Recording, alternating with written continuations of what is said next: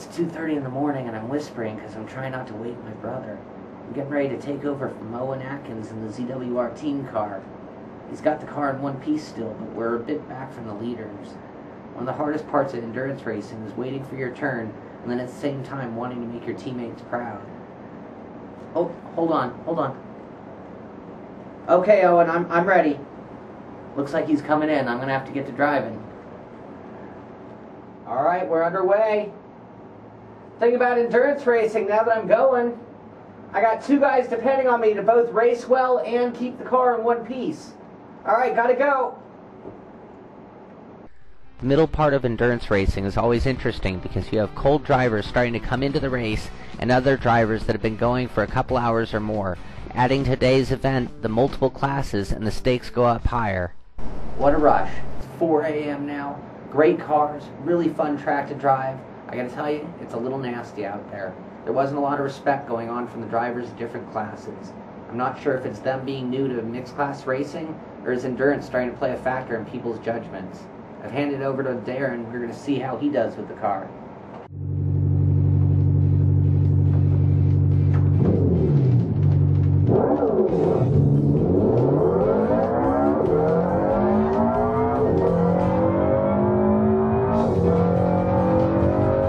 At the end of the day or evening for some, it was Mercury GT1 and their drivers Mooney, Larilla, and Franck that came home first. What is amazing, though, is the effort put forward by the Germans and the pedal-to-the-metal machine that moved up from 6th place on the starting grid to finish second on the podium. Those drivers were Hubner, Kimmel, Stangner, and Heim. Second place is only a minute 54 back of the lead after 12 hours and 320 laps. In the third spot in the GT1 class was SK Gaming, with Najux, Stahl, and Berg doing the driving. After leading early on, they found some trouble and also found themselves struggling to stay on the lead lap, and ended up finishing one lap down to the leader. The GT2 class had lots of action of its own. My teammate Darren Gange even managed to roll the ZWR car and limp it home for repairs. The racing was tight, and we saw a core racing team fight off those early problems to win by a slim margin after 12 hours of racing. It was a big celebration by the American drivers Scott, Lacoste, and Green. Under a minute short, but settling for second place was Team XFR with Luna, Holmberg, Hadjinjak, and Stritev. The final spot on the podium was filled by 777 with Araji, Weingart, McCowan, and Gruner piloting the car. All in all, it was a great effort by everyone involved. The Masters of Endurance admins did a great job of getting things going on time, offering up a rock-solid server and officiating the event. I would like to thank them for living up to their reputation of being a premier series. I also want to thank Zwartwind Racing for letting me and Darren get this first-hand look at the league. Looking back on things, I had a great time. I'm a huge fan of endurance racing, but this was the first time I've been in one that started this early in the morning. It really makes me feel like I was in the 24-hour race, or at least sleeping through the middle of the night to race. I was a little disappointed to see that after rolling the car, we were able to fix all the damage and go back out. There was a huge time disadvantage to make up for this. However, I'm still used to that being a race-ending type affair. The upside of this is that nearly all of the cars were still running at the end of the race, making for better racing down the long stretch. Also, I found that there was not a lot of respect for the slower GT2 cars. This also is common in endurance racing and comes with the familiarity of drivers and experience in dealing with different speed cars. This, in time, will work itself out, but was a factor of the race. And lastly, of course, is our efforts. We joined in on this race at the last minute. We had very little time to prepare for such a large event, but despite that, we turned some decent lap times and for the most part didn't cause anyone any trouble. I look forward to future events with the Master of Endurance, and for anyone else interested in the series, go to the Live for Speed forums and you will see it listed. Also, they have a website at mastersofendurance.eu. Well, there you have it, Masters of Endurance. We had a great time running in the event. Yeah, and I'd also like to thank Owen Atkin for giving us the opportunity, and the admins over there for being so hospitable, and helping us out, get us some footage for it. Great guys, and just to let you know, keep you up on the story, we didn't do very well. We actually finished second to last place, which is definitely not what we're accustomed to doing, but it was a great time nonetheless. Yeah, definitely had fun, especially running Live for Speed. That was definitely a different experience. An eye-opener. Yeah, no doubt. So it's time to pay some bills here on Sim Racing Tonight, and then when we come back, we got Gregor Hutu at the wheel of the Ferrari in Valencia, Spain. Welcome to Team Redline Techniques in association with Ball Racing Developments. Valencia, Spain. Noted for its Formula 1 testing, with Kimi Raikkonen holding the lap record.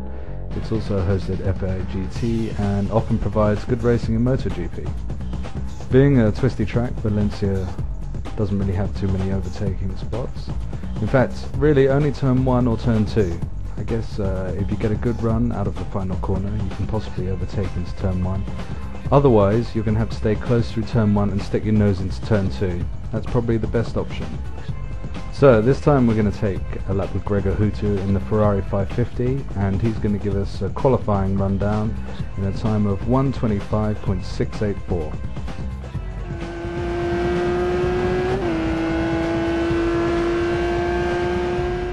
Curve 1. This is a simple fast corner. Down into third gear, use some extra road on the right in the entry to get a wider line into the corner. Get the car slowed down, you can trail brake into the corner slightly, hit the apex, and just as you do you can get back on the throttle hard. Make sure not to accelerate too early, as you need to keep the throttle planted to carry the speed into curve 2. Approaching in fourth gear, you go down to second gear for this slow corner. You can trail brake again, this time all the way to the apex. The best line here is to hug the inside line all the way through the corner. You can start accelerating quite early before you even see the exit. Use around 75% throttle until you get the steering straightened out more, at which point you can fully get on the throttle and use all the curb on the exit. Flat out left-hander here. Another second gear corner, which is pretty straightforward. This is a section where you can really attack the track hard. Avoid the curb on the inside as it will throw the car off balance. Use the curb on the exit again, also to set up for the next corner. Use second gear here, hold the car as close to the inside curb as possible and try to get on the gas as early as possible. If you have a good car setup, you can make the car turn better in the exit of the corner just using the throttle. Still another corner taken in second gear. It's quite easy to miss the apex a bit, which will delay getting back on the throttle. Trail brake slightly and try to get the car turned in sharply. The corner opens up so you can accelerate earlier than you might think. There's plenty of room in the exit, so use all of it as you need all of the extra speed down the next straight. Flat out through this kink up into fifth gear. Brake hard into another second gear corner, though this one's a bit trickier than the last ones. You can trail brake again here, especially if you brake a bit too late and you need to keep from running too wide. This corner tightens up a bit in the end, so don't stay too tight on the inside on entry. Instead, aim to have the car more in the middle of the track until you're mid-corner. At that point, turn in harder, get on the throttle almost fully and hit the apex late in the corner, close to the inside curve. Flat out through this left and up into fourth gear. Start braking in the middle of this turn for curve 11. You're turning into the right slightly here, but to get all the grip for the braking, try to make your braking line as straight as possible. Whilst braking, you can run over the curb in the right slightly too. Curve 11 is once again taken in second gear. It's a simple corner. Hit the apex in the middle of it. You need to be careful with the throttle on exit though. It's easy to get wheel spin here. Use the curb on the left.